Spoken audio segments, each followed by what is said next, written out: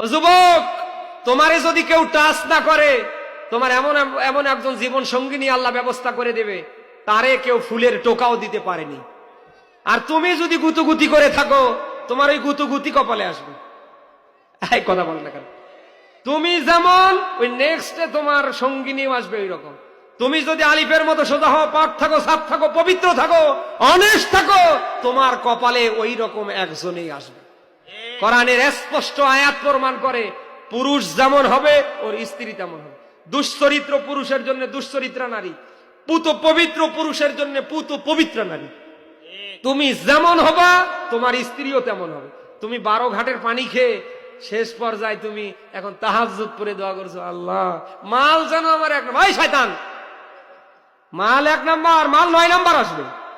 তুমি 12 ঘাটের পানি খেয়েছো, তোমার কাছে যেটা আসবে 3 বারং 36 ঘাটের পানি খাওয়া। তুমি ফেরেশ থাকো, আল্লাহ ফেরেশ জিনিস ব্যবস্থা করে দিবে। এটা আমি কি বানালাম?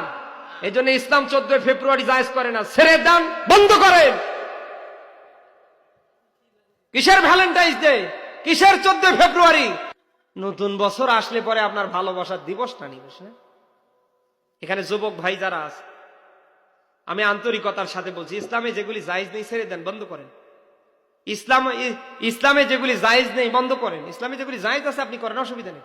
এই যে মাহফিলের ব্যবস্থা হয়েছে, যুবকরা হাতে হাত দিয়ে কোরআনের মাহফিলের ব্যবস্থা করেছে, এটা ভালো না খারাপ বলেন?